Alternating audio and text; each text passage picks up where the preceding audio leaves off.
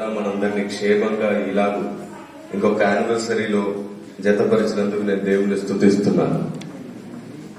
గడిచినసారి పరిశుద్ధాత్మ దేవుడు మనందరితో మాట్లాడాడు.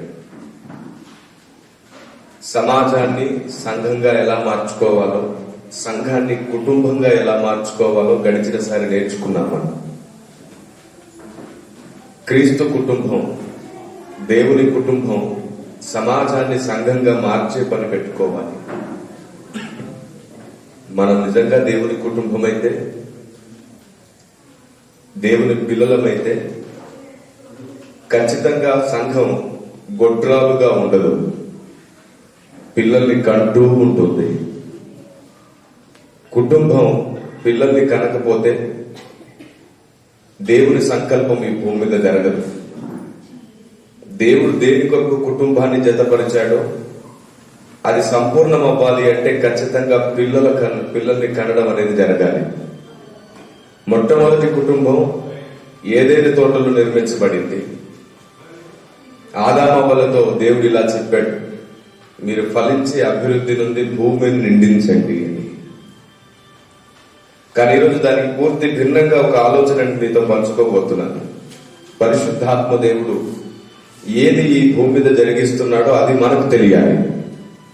దేవుని కుటుంబానికి దేవుని కూర్చిన జ్ఞానం లేకపోతే ఈ సమాజం కూడా పాడైపోతుంది.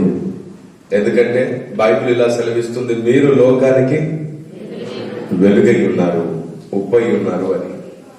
దేవుని కుటుంబమే లోకానికి ఉప్పు, దేవుని కుటుంబమే లోకానికి వెలుగు. అలాంటి కుటుంబానికి దేవుడు ఏం చేస్తున్నాడో తెలియలేదనుకోండి, ఇంకా లోకానికి ఎప్పటికీ వెలుగు ఉండదు, లోకానికి ఎప్పటికీ జ్ఞానం అందదు. కాబట్టి దేవుడు ఏం చేస్తున్నాడో మనకు తెలియాలి, దేవుడు ఏం చెయ్యాలనుకుంటున్నాడో మనకు తెలియాలి. దేవుని కుటుంబంలో అందరం దేవునికి స్నేహితులై ఉండాలి. యోహాను సువార్త 15వ అధ్యాయం 15వ వచనాన్ని చదువుకుందాం ఒకసారి.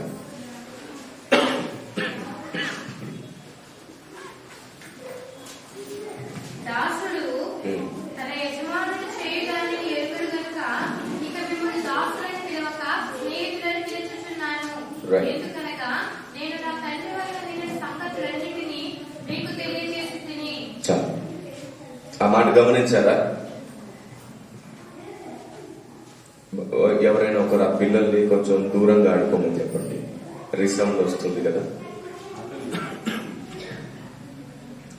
యోహాను సువార్త 15వ అధ్యాయం 15వ వచనంలో రాయబడిన మాట మనం ధ్యానం చేస్తున్నాం. దాసుడు యజమానుడు చేయు దానిని ఎరుగడు కనుక నేను మిమ్మల్ని దాసులని పిలవాలనుకోవట్లేదు, స్నేహితులని పిలుస్తానన్నాడు. అంటే దాని అర్థం ఏమిటి?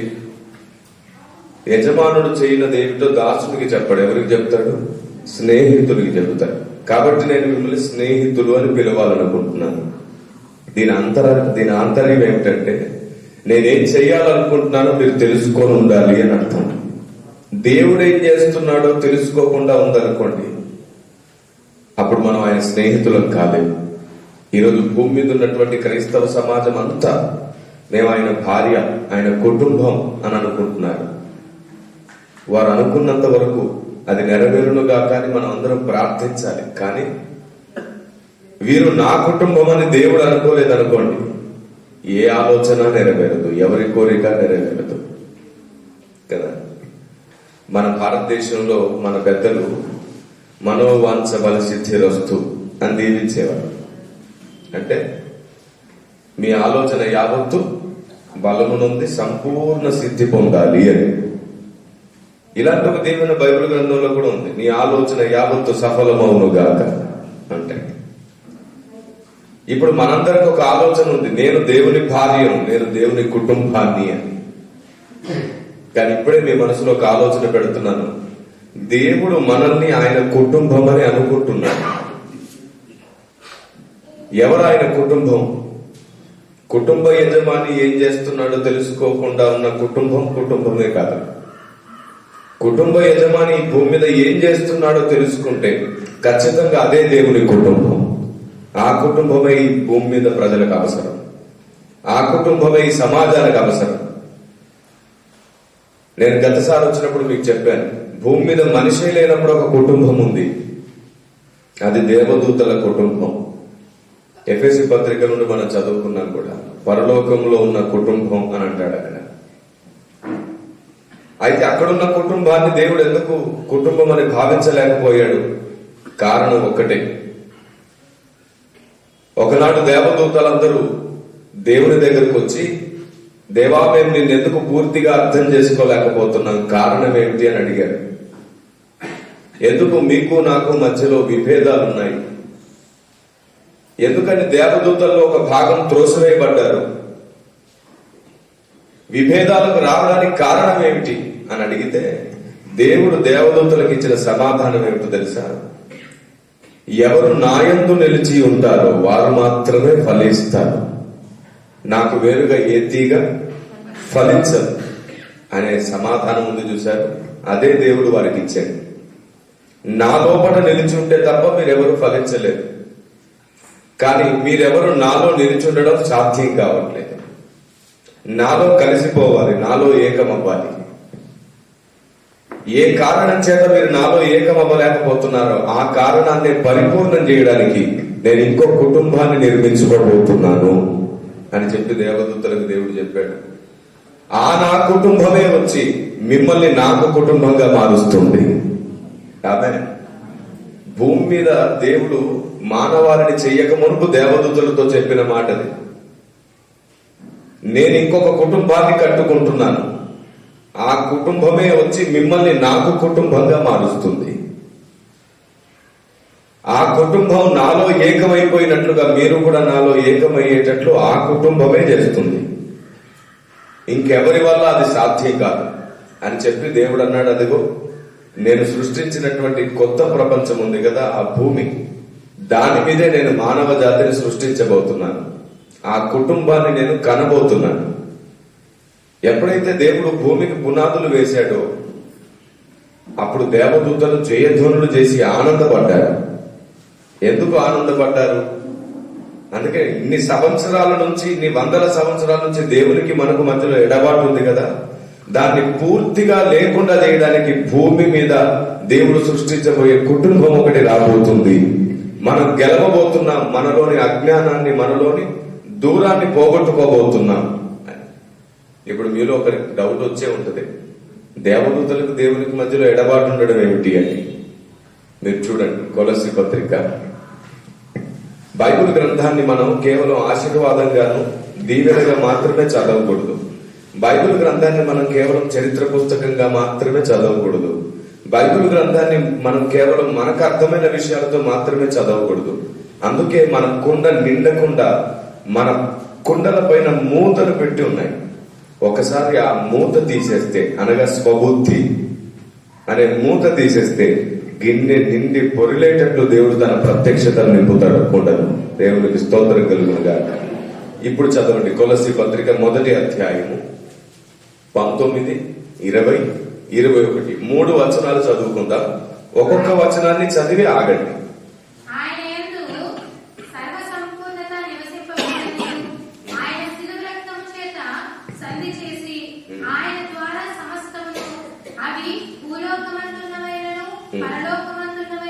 చాలు. ఈ వచనం ప్రకారముగా ఏమని రాయబడింది అక్కడ? ఇంకొకసారి చదువుతారు చూడండి. ఈ వచనంలో ఏం రాయబడింది? అది మొదటి విషయం. ఆయన యందు సర్వ సంపూర్ణతయు నివసింపవలననియు. దేని చేత? శిలువ రక్తము చేత సంధి జరగాలన్నాడు. ఒక్క మాట, సంధి అనే ప్రస్తావన వచ్చిందంటే దానికి వ్యతిరేక పదం ఏమిటి కదా? దూరం. దగ్గర అనే పదం వచ్చిందంటే దూరం అని. ఇప్పుడు ఒక ఇద్దరి మధ్యలో సంధి జరగాలి అన్నాం అనుకోండి, వారిద్దరి మధ్యలో ఏమున్నట్టు? దూరం ఉన్నట్టు.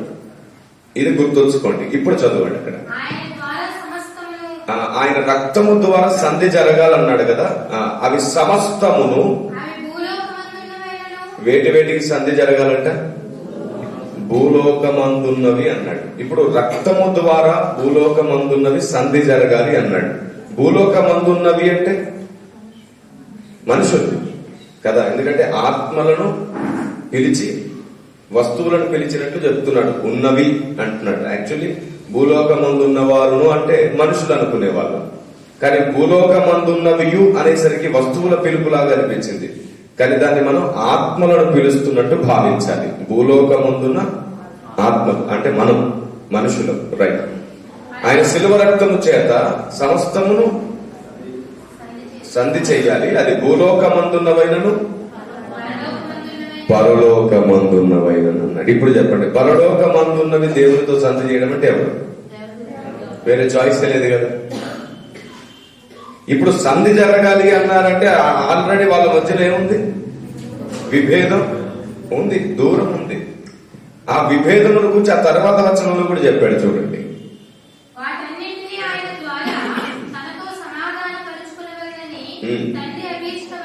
తండ్రి అభిష్టమాయను. ఆ మాట చూడండి, ఇక్కడ మన గురించి మాట్లాడుతూనే గడిచిన గతంలో ఏం జరిగిందో కూడా ఈ వచనంలో చెప్పేస్తున్నాడు దేవుడు. మరియు గత కాలమందు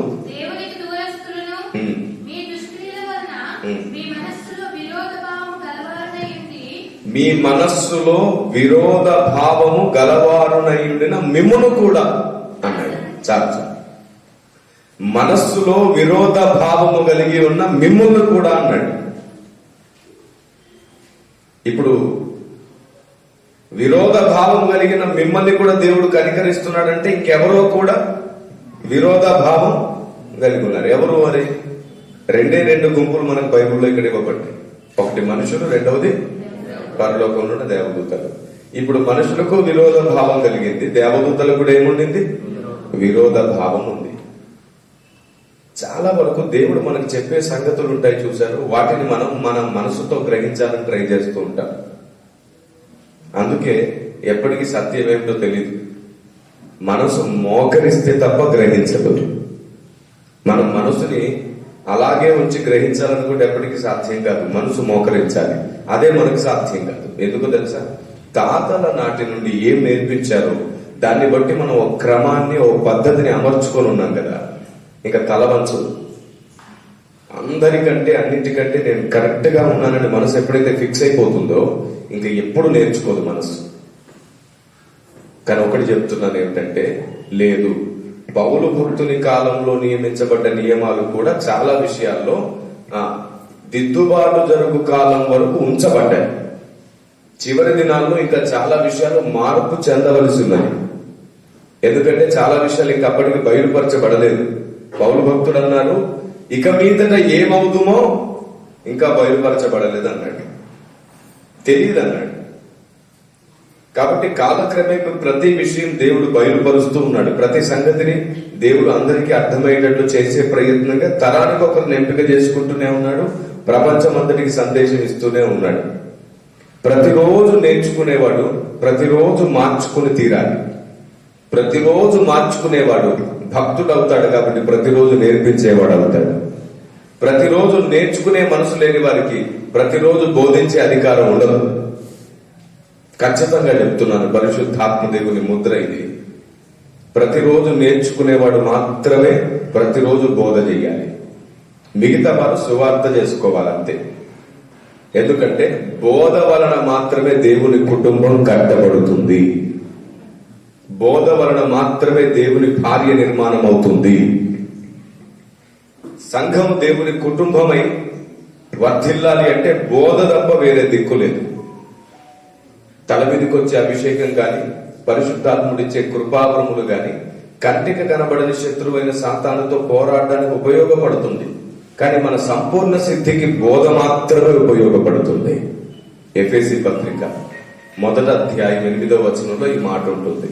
చూడండి, ఎఫెసీ పత్రిక 1వ అధ్యాయం 8వ వచనం. కాలము సంపూర్ణమైనప్పుడు జరగవలసిన ఏర్పాట్లను బట్టి ఆయన తన దయా సంకల్పము చొప్పున, ఆ మాట చూడండి, తన చిత్తమును కూర్చిన మర్మమును మనకు తెలియజేసి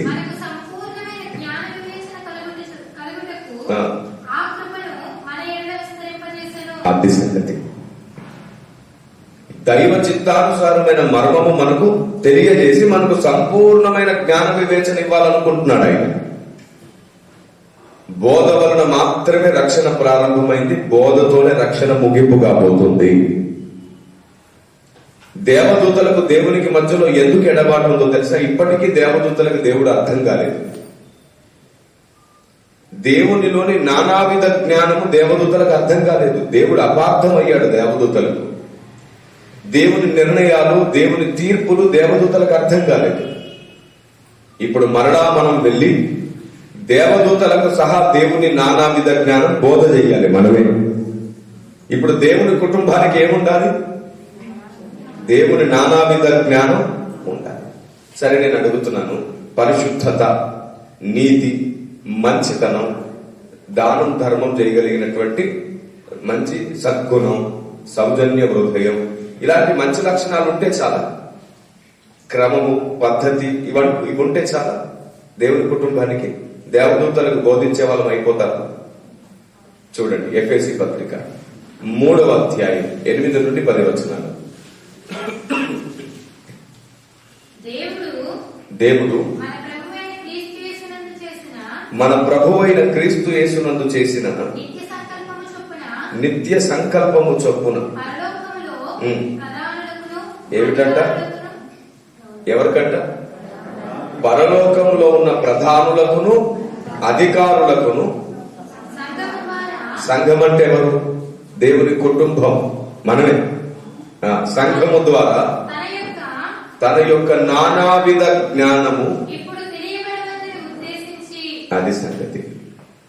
ఇప్పుడు దేవుని సంఘము, దేవుని భార్య లేదా దేవుని కుటుంబము పరలోకంలో ఉన్న ప్రధానులకు అధికారులకు ఏం తెలియజేయాలంట?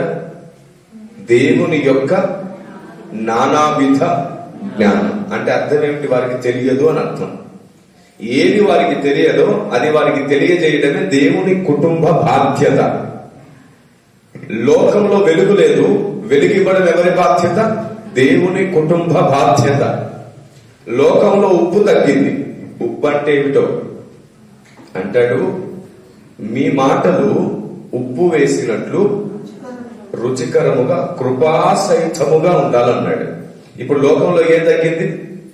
కృపాసహితమైన మాట తీరు తగ్గింది కదా, రుచికరమైన మాట తీరు.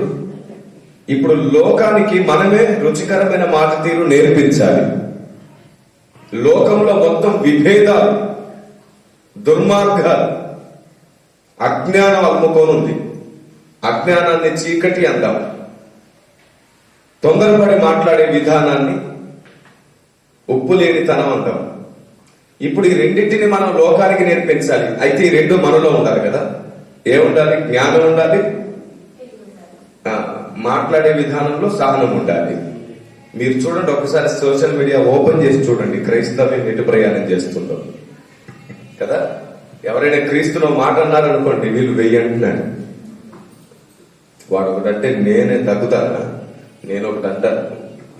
వాడు లోకంలో ఉన్నవాడు, నేను సత్యంలో ఉన్నవాడిని, క్రీస్తులో ఉన్నవాడిని. నా క్రీస్తునంటే నేను ఓర్చుకోను. అవును, అసలు క్రీస్తే ఉన్నాడు, లోకం నన్ను ద్వేషిస్తుంది, మిమ్మల్ని కూడా. మళ్ళీ మనం కొత్త బాణ్ణి స్టార్ట్ చేసేవేమిటి? నా యేసును ద్వేషిస్తావేమిటి అని లోకం మీద ఇరుచుకుపడుతున్నాం మనం. ఇదేం విధానం? లోకానికి దేవుని కూర్చిన జ్ఞానం లేదు కాబట్టి దేవుడు మనల్ని పెట్టాడు. నువ్వు దీపమై వెలిగివు, నన్ను ద్వేషించే వారు నన్ను ప్రేమించేటట్లు నువ్వు మండాలి, నువ్వు వెలగాలి. వారు నన్ను ప్రేమించేటట్లు నువ్వు ఉప్పులా మారాలి. కానీ మనలో ఈరోజు జరుగుతున్నది ఏమిటంటే, అహం దెబ్బతింటుంది. క్రైస్తవ అహం దెబ్బతింటుంది. నాకు ఇప్పటికీ అర్థం కావట్లేదు, క్రైస్తవ అహం దెబ్బతింటం ఏమిటి అసలు? క్రైస్తవుడు మాటకు మాట అంటే ఏమిటి అసలు? క్రైస్తవుడు ఎందుకు ఇలా బస్తీమే సవాలన్నట్టుగా ప్రవర్తిస్తున్నాడు? పైల్వాన్ లాగా. వాడు తొడగొడితే వీడు తొడగొడుతున్నాడు, వాడు మీసం తిప్పితే వీడు మీసం తిప్పుతున్నాడు. క్రైస్తవ సమాజంలో ఎందుకు ఇలా జరుగుతుంది? ఎందుకంటే ప్రతి కుటుంబంలో ఈ అహం అనేది ఉంది. కుటుంబంలో అహం ఉన్నంత వరకు సమాజం కుటుంబం అయ్యే అవకాశమే లేదు. కుటుంబంలో అహం ఉంది, అహం ఉంది. కుటుంబంలో ఇంకా గర్వం ఉంది. ఒకరిని మించి ఒకరు జలసీగా ఫీల్ అవుతూనే ఉంటారు. ఇంకా కుటుంబాల్లో అది ఉంది. ఎవరిలో జలసీ ఉందో వారు ఎప్పటికీ భక్తులు కాలేదు. నెవర్. మీరు చెప్పండి, ఏ కారణం చేత సౌలు తృణీకరించబడ్డాడు? ఒకటి స్వబుద్ధి, రెండవది ఈర్ష్య, ద్వేషం, నిష్కారణ ద్వేషం. జలసి మనసు తనకున్నప్పుడు ఏం చేశాడు? దేవుడు ఎన్నుకున్న వారిని ద్వేషించాడు, గుర్తించలేకపోయాడు. సౌలుకు దావీదు దేవుడు ఎన్నుకున్న వాడిని గుర్తించడానికి అవకాశం లేకుండా మనోనేత్రాలు మూయబడ్డాయి. కారణం ఒకటే, జలసి. ఈ రోజు కూడా దేవుడు ఏం మాట్లాడుతున్నాడో, ఏం చెబుతున్నాడో అర్థం చేసుకోలేకపోతుంది సమాజం. కారణం జలసి. మన కుటుంబాల్లో మీరు చూడండి, ఇంత వయసు నుంచే జలసి స్టార్ట్ అవుతుంది. ఇద్దరు ఉన్నారనుకోండి ఇంట్లో, పిల్లలు ఇద్దరు ఉన్నారనుకోండి, ఇంత చిన్న వయసు నుంచే స్టార్ట్ అవుతుంది జలసి కదా. అన్నయ్యకి 2 ఇచ్చావు, నాకు 1 ఇచ్చావు. నాకు ఈ కలర్ ఇచ్చావు, అన్నయ్యకి ఇంకో కలర్ ఇచ్చావు అని వాళ్ళు ఈ వయసు నుంచే పోట్లాడడం ప్రారంభిస్తారు. ఒకరికి ఏ ఒక్కటి ఎక్కువ ఇచ్చినా సరే ఇంకొకరు దాన్ని ఓర్చుకోలేదు. సరే, పెరిగి పెద్ద అయిన తర్వాత అయినా సరే దాన్ని మనం మానుకుంటున్నామా అంటే ఇక్కడ మళ్ళీ ఆస్తి తగాదాల దగ్గర కూడా వచ్చేస్తాయి. వాడికి ఒకటి ఎక్కువ ఇచ్చావు, నాకు 1 సెంట్ తక్కువ ఇచ్చావు. వాడితో 4 రోజులు ఎక్కువ ఉన్నావు, నాతో తక్కువ ఉన్నావు. చిన్నప్పుడేమో చాక్లెట్ల గొడవ, పెద్ద అయిన తర్వాత ఏమో వంతుల గొడవ, డబ్బుల గొడవ. ఆలోచించండి, క్రీస్తులో మనం రక్షింపబడి సిలువ వేయబడి ఉన్నాం అన్నాడు పౌలు గారు. మీకు తెలుసా, దేవుని కుటుంబం అంటే సిలువ వేయబడిన కుటుంబం, స్వభావాన్ని సిలువ వేసిన కుటుంబం. మనల్ని ఒక మాట అంటే ఓర్చుకోలేని స్వభావం చావలేదు, చూశారు. మనం ఇంకా సిలువ వేయబడలేదు. ఒకవేళ మనం సిలువ వేయబడి ఉంటే ఖచ్చితంగా మనలో అహం పని చేయదు.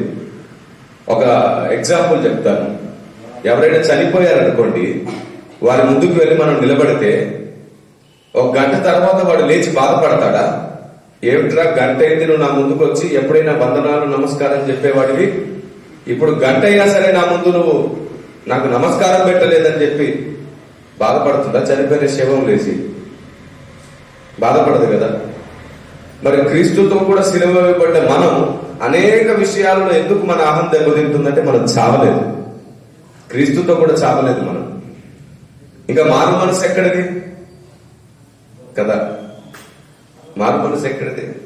కొందరికి నేను కనబడ్డాను కానీ వారు నాకు వందనాలు చెప్పలేదు, నేను కనబడ్డాను నాకు మర్యాద చేయలేదు, నేను వాళ్ళ ఇంటికి వెళ్ళానండి కానీ సరిగ్గా నన్ను ఏం పట్టించుకోలేదు. మనం ఇంకా చావలా. ప్రతి పరిస్థితిని చిరునవ్వుతో ఎదుర్కోవడమే దేవుని కుటుంబ బాధ్యత. దేవునికి స్తోత్రం కలుగును గాక. అవును, వారు నీకు మర్యాద చేయలేదు, నువ్వు అనుకున్నట్టుగా నిన్ను చూడలేదు, కానీ నీ నోటి మీద చిరునవ్వు చెక్కు చెదరకూడదు. ఎందుకంటే అంత మెచ్యూరిటీ దేవుని కుటుంబానికి ఉంది.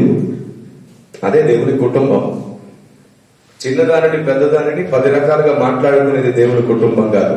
ఎన్ని రకాలైనా సరే దాన్ని మరుగున చేసి కదా, ప్రేమ దోషములను కప్పును దాన్ని మరుగున చేసి దేవుని ఆలోచన మాత్రమే ప్రజల్లో పెట్టేది దేవుని కుటుంబం.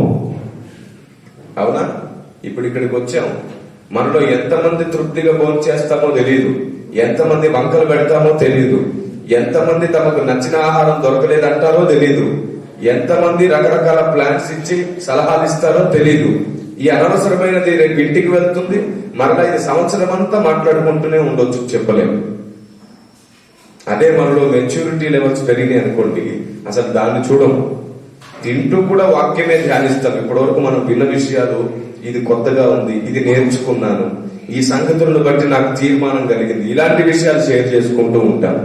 ఏది ప్రయోజనం అది మాట్లాడడమే ఉప్పు, ఏది అప్రయోజనమో దాన్ని మాట్లాడడం అది ఉప్పు కాదు, బురద.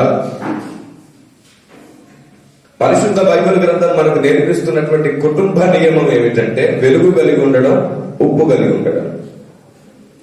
మీకు ఒక విషయం పరిచయం చేయాలి.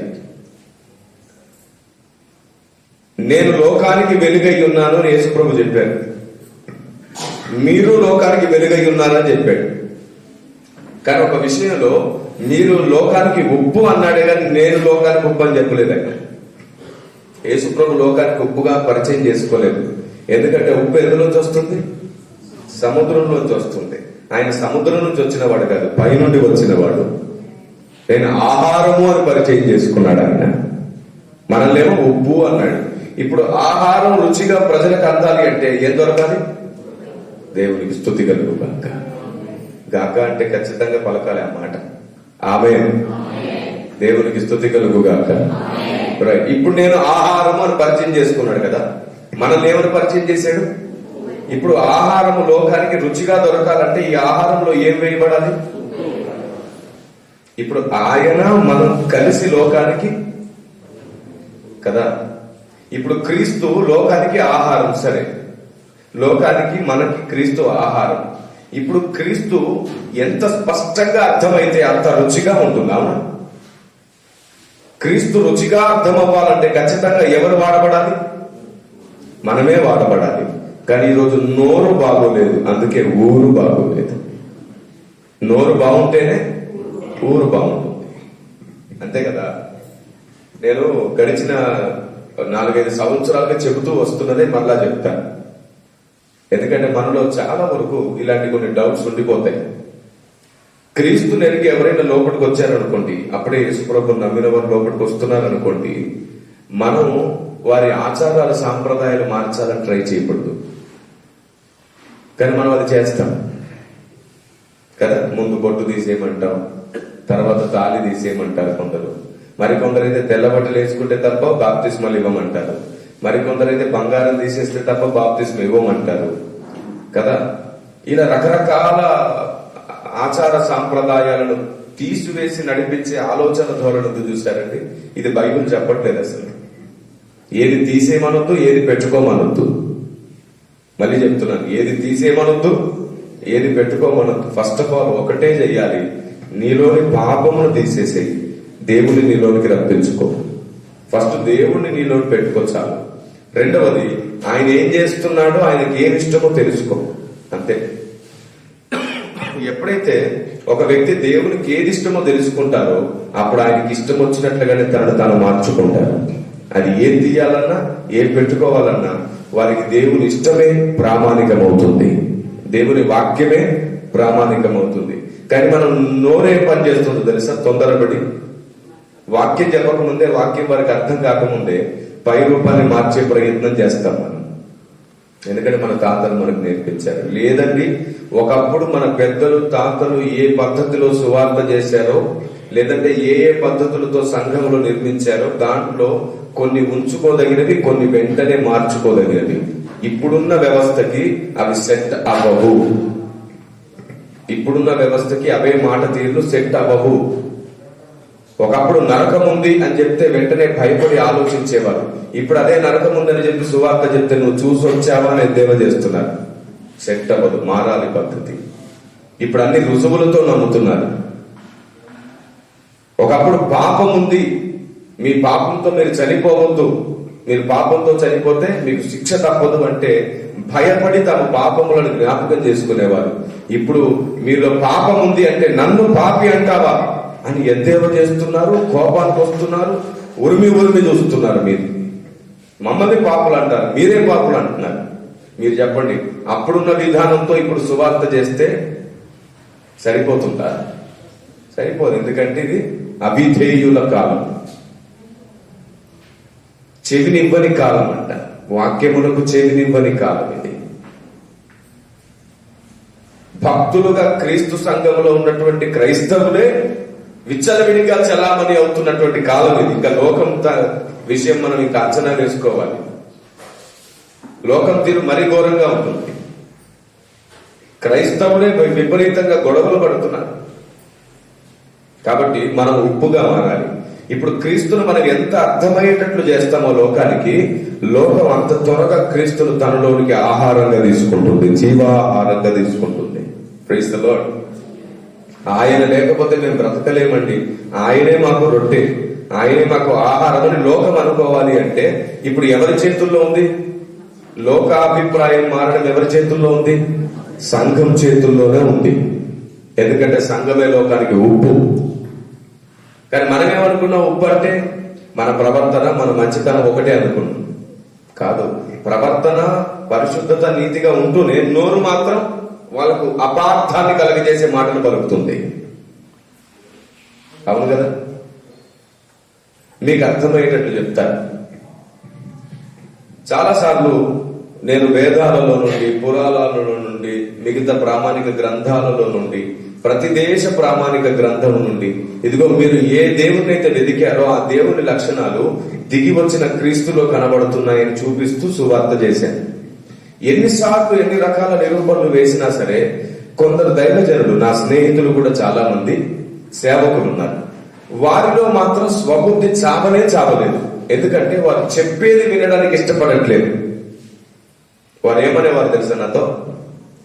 స్నేహితుడా, చూస్తుండగా నువ్వు చాలా ఎత్తుకు ఎదిగావు, మాతో పాటు సమానంగా చదువుకున్నావు, మాతో పాటు సమానంగా ఉన్నావు, చూస్తుండగా ఎక్కడో అందనంత దూరాన నువ్వు ఇప్పుడు మాకు కనబడుతున్నావు, చాలా గొప్ప స్థితిలో దేవుడు నిన్ను నిలవబెట్టాడు, కానీ అన్ని బాగున్నాయి కానీ ఇది ఒక్కటే మాకు నచ్చట్లేదు అని అన్నారు. ఏంటి బాబు మీకు నచ్చట్లేదంటే, ఈ వేదాలలో క్రీస్తున్నాడని చెప్తావే అది నాకు నచ్చలేదంటే నేను అన్నాను, ఈ రోజు వరకు దాదాపుగా 100 నుండి 200 ప్రసంగాలు పైబడి వేదాలకు సంబంధించి చేశాను, ఒక్క దాంట్లో కూడా వేదాల్లో క్రీస్తున్నాడని చెప్పలేదు నేను. వేదాలలో క్రీస్తున్నాడనేది కాదు నా సువార్త. వేదాలలో ఒక వ్యక్తిని కూర్చున్న పోలికలు ఇవ్వబడ్డాయి. ఆయన కుమారుడే పుడతాడంట, మరణించి తిరిగి లేస్తాడంట, యజ్ఞమై ఉంటాడంట, ఆయనకు అగ్ని, సూర్యుడు, శబ్దము, వాయువు అనే పేర్లు, లక్షణాలు ఉన్నాయి. ఇవన్నీ కూడా ఆనాటి ఋషులకు దేవుడు ప్రత్యక్షమై చెప్పాడు, నేను ఇలాగే వచ్చి మరణించి తిరిగి లేస్తాను అని. వారందరూ ఈ లక్షణాలను వెతుకుతున్నారు. అలాగే ప్రతి ప్రామాణిక గ్రంథం, ప్రతి దేశం కూడా కొన్ని లక్షణాలను వెతుకుతుంది. ఇప్పుడు నా సువార్త ఏమిటంటే ఆ లక్షణాలు కలిగినోడు వచ్చేసాడు. Praise the lord. అందులో ఉన్నోడు వచ్చాడని చెప్పట్లా. మీరు ఏ లక్షణాలను వెతికారో, ఇప్పటి వరకు తెలియక దేని యందు నమ్మిక ఉంచారో దాన్ని చెప్పడానికి వచ్చారు. ఆయన పేరు నజరేయుడైన యేసు అనేది నా సువార్త. Praise the lord. మీరు చెప్పండి, అసలు దేశాలే లేనప్పుడు, గతసారి నేను మీకు చూపించినట్టు నాకు జ్ఞాపకం, బాబేలు గోపురం అవన్నీ చూపించాను. దేశాలే లేనప్పుడు అందరు ఎక్కడున్నారు? బాబేలు గోపురం దగ్గర ఉన్నారు. అందరినీ దేశాలుగా విభజించింది ఎవరు? గుంపులుగా విడదీసింది ఎవరు? దేవుడు. ఇప్పుడు వాళ్ళు దేశాలుగా మారినప్పుడు విడిచిపెడతాడు దేవుడు? విడదీసినోడు వాళ్ళతో పాటు వెళ్ళాడు. నిన్ను విడువను, తల్లి మరిచిన నేను నిన్ను మరవను. ఇప్పుడు అందరం ఒక తల్లి పిల్లలమే. మనల్ని విడదీసిన దేవుడు, మనం ఎన్ని గుంపులుగా విడిపోయామో ఆయన కూడా అన్ని ప్రతిరూపాలుగా మారి వచ్చాడు. ఇప్పుడు ఇక్కడున్నాడు, ఎక్కడ ప్రార్థన జరిగినా అక్కడక్కడ ఉన్నట్లుగానే ప్రతి గుంపుతో కూడా ఆయన వెళ్ళిపోయాడు. వెళ్ళి వారు పిలిచిన ప్రతిసారి కనబడ్డాడు, ప్రత్యక్షమయ్యాడు, మాట్లాడాడు, నేను ఫలానా అని చెప్పాడు. పెద్దలందరూ చనిపోయిన తర్వాత వారి తరతరాలు దేవుణ్ణి వెతకడం ప్రారంభించాయి. అప్పుడు దేవుడు ప్రత్యక్షమై, మీ పితరుల దేవుడును నేనే, నా లక్షణాలు ఇవి అని చెప్పాడు. వారు అప్పటి నుండి లక్షణాలనే వెతికారు. అందుకే చూడండి, వారు తపస్సు చేసేవారే గాని ఏ విగ్రహ పూజ చేయలేదు. తపస్సు చేసి ఆ లక్షణాలనే పొగిడేవారు, ఆ లక్షణాలనే వెతికేవారు. ఇప్పుడు ఈ పడిపోయిన కెరూబు ఏం చేశాడు? మనుషుల్ని ఎలాగైనా సరే ఆలోచన చెరిపి తారుమారు చేయాలి, సత్య మార్గం నుండి వారిని వైదొలిగేటట్టు చేయాలి. అందుకని వాడు వచ్చి కన్ఫ్యూజన్స్ ని సృష్టించాడు. పాపం వాళ్ళ దగ్గర ఉన్న సత్యమే సత్యము, కానీ వాళ్ళ దగ్గరకు వచ్చిన కన్ఫ్యూజన్ వల్ల ఇదే సత్యాన్ని వాళ్ళు ఏం చేశారు? ఒక బలిపీఠంగా మార్చుకున్నారు. మీకు గుర్తుందా? ఏథెన్స్ పట్టణానికి వెళ్ళిన తర్వాత మీరు ఈ బలిపీఠాన్ని నేను చూశాను, తెలియక దేని యందు విశ్వాసం ఉంచారో దాన్నే చెప్పడానికి వచ్చాను, తెలియబడని దేవుడు అని ఒక బలిపీఠానికి మీరు పేరు పెట్టారని చెప్పి బలిపీఠం గురించి చెప్పాడా, దేవుని లక్షణాలు చెప్పాడా? అంటే ఆల్రెడీ వీళ్ళు ఈ బలిపీఠాన్ని ఏ గుర్తుకు పెట్టుకున్నారు? ఆ లక్షణాలకు గుర్తుగా. సేమ్ అలాగే ప్రతి దేశంలో జరిగింది. అప్పటి వరకు వాళ్ళ దగ్గర దేవుని గురించి కొన్ని లక్షణాలు ఉన్నాయి, కొన్ని లక్షణాలు, కొన్ని తత్వాలు ఉన్నాయి. మీరు చెప్పండి, దేవుడు అగ్ని అంటే మీరు ఒప్పుకుంటారా ఒప్పుకోరా? క్రైస్తవులు దేవుడు అగ్ని అంటే మీరు ఒప్పుకుంటారా ఒప్పుకోరా? కొందరు ఒప్పుకుంటారు, కొందరు ఒప్పుకోరు. సరే, మరి ఎబ్రీ పత్రికలో దేవుడు దహించు, ఇప్పుడు ఒప్పుకుంటారా ఒప్పుకోరా? ఒప్పుకుంటారు. ఇప్పుడు మరి భారతదేశంలో దేవుడు అగ్ని అనే మాట ఉందా లేదా?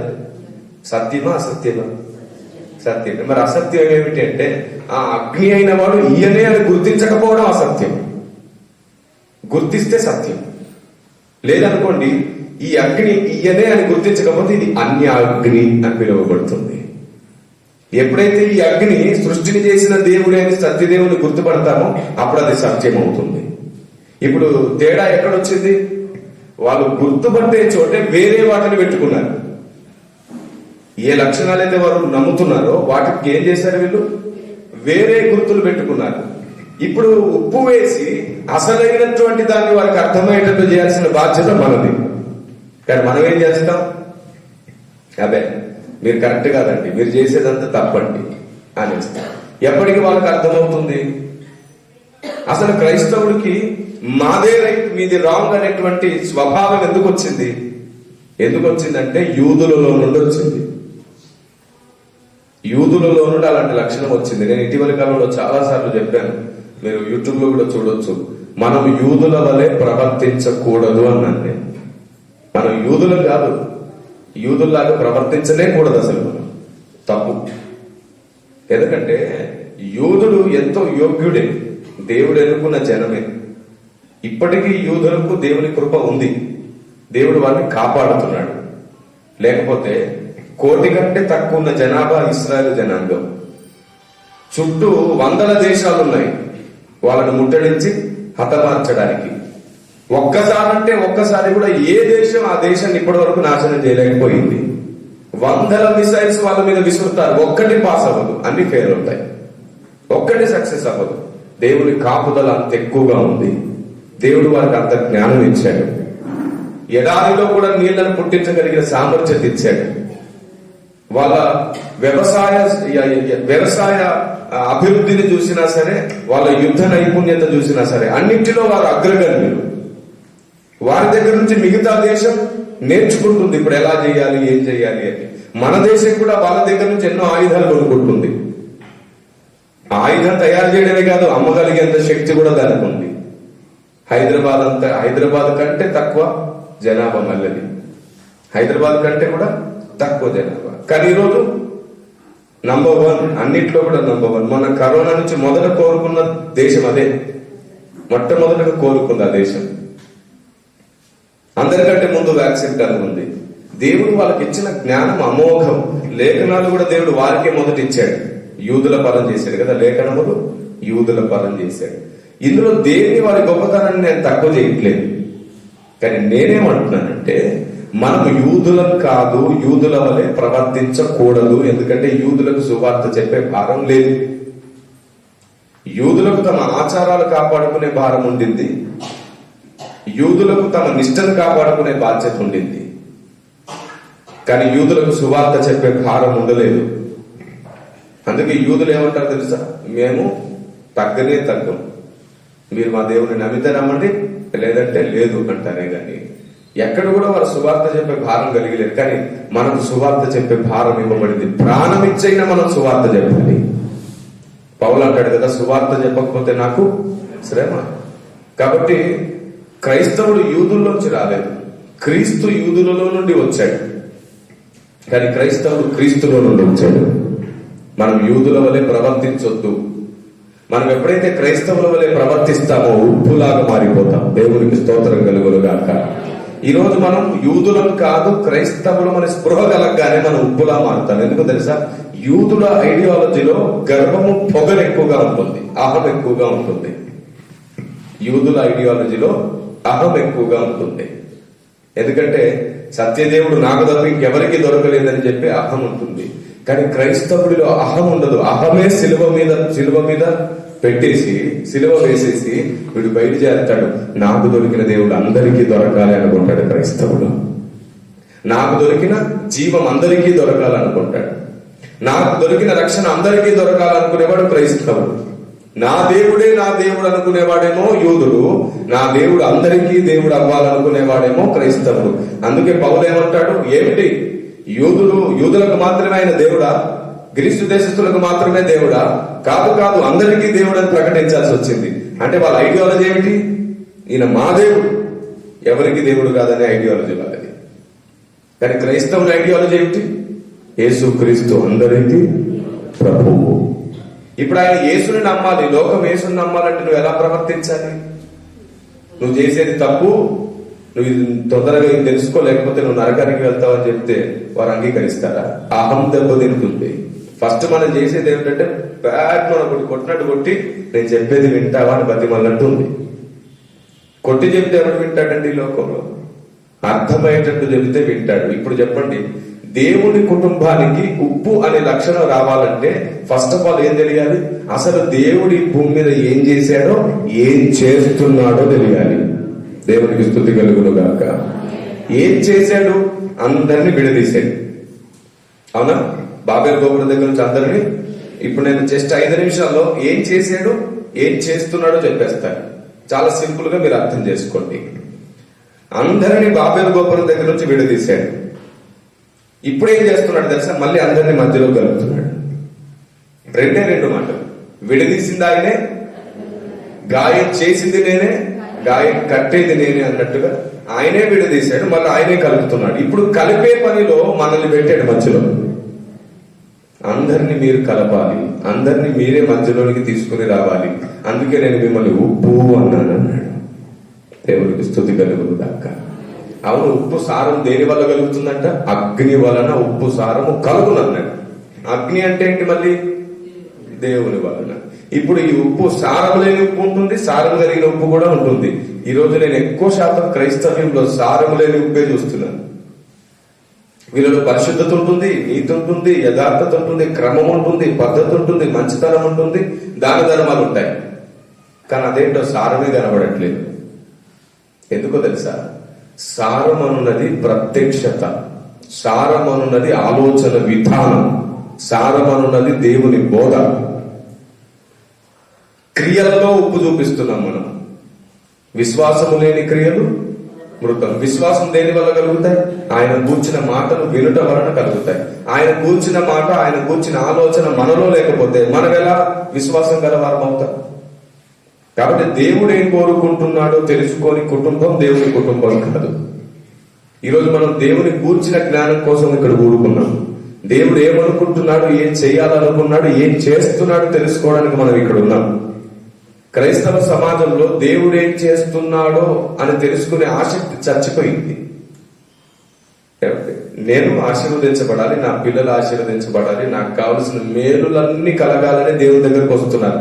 గతసారి వచ్చినప్పుడు నేను మీకు చెప్పాను, ఆశీర్వాదాలు దేవుళ్ళ కోసం మందిరానికి రావడం కాదు, మనమే ఆశీర్వాదంగా మారడం కోసం మందిరానికి రావాలని చెప్పాను. మనమే ఆశీర్వాదం అవ్వాలి. మనం ఉప్పు అవుతేనే ఆశీర్వాదం. ఉప్పు అవ్వాలంటే అగ్ని వలన మాత్రమే మనకు ఉప్పు సారం కలుగుతుంది. అదే అగ్నిని వేయవచ్చి తిని అన్నాడు ఆయన. దేవునికి స్తోత్రం కలుగును గాక. ప్రత్యక్షత అనే అగ్ని, వాక్యం అనే అగ్ని వలన మాత్రమే మనకు సారము కలుగుతుంది. దేవుని జ్ఞానం ఎక్కడుంటే అక్కడ అది అగ్నియే. నేను మిమ్మల్ని మాట అడుగుతున్నాను, కొంచెం వివాదంగా ఉన్నా సరే ఆలోచించడానికి గొప్పగా ఉంటుంది. మీరు చెప్పండి, దేవుని మాటలు బైబిల్లో మాత్రమే ఉన్నాయా? భూమి మీద ఇంకెక్కడైనా ఉండే అవకాశాలు కూడా ఉన్నాయా? ఇప్పటివరకు మీకు తెలిసిందే చెప్పండి.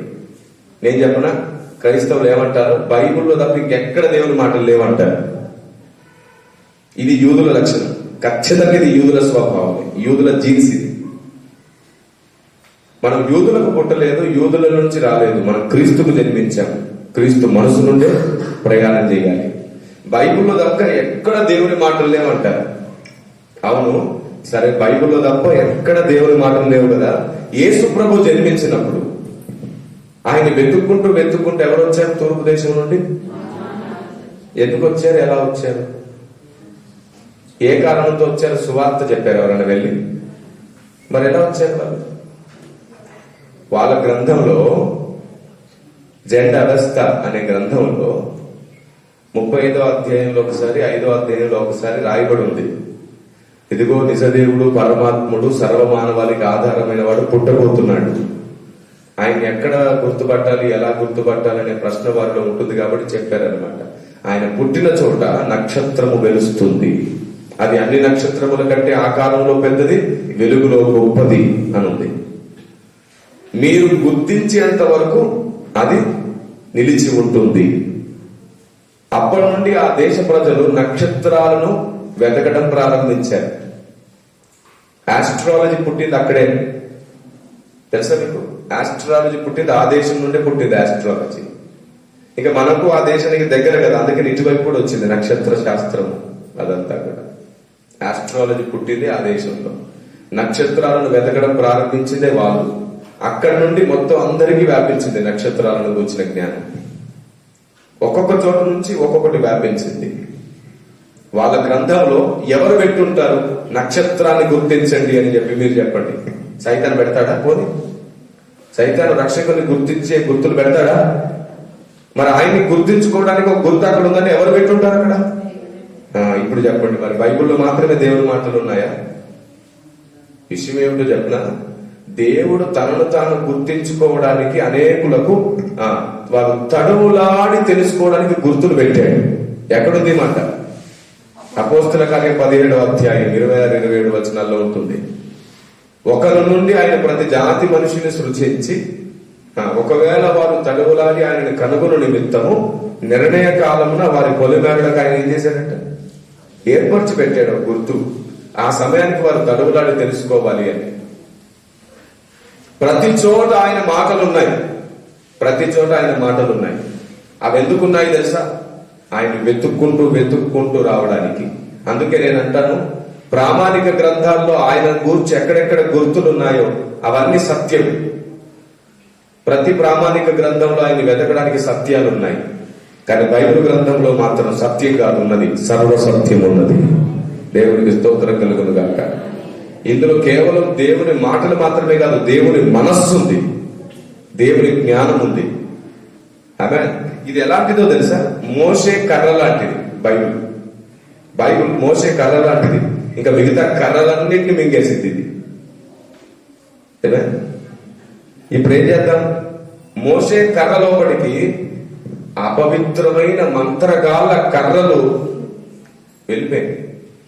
ఇప్పుడు మోషే కర్రని చిచ్చి అంటాం మేము. మనం చిచ్చి మోషే కర్ర, నీ లోపల మాంత్రికుల కర్రలు ఉన్నాయి. లేదు, మనం ఆలోచించడమే పొరపాటుగా ఆలోచిస్తున్నాం. ఎప్పుడైతే మన ఆలోచన బాగైపోతుందో మనం ఉప్పులాగా మారుతాం.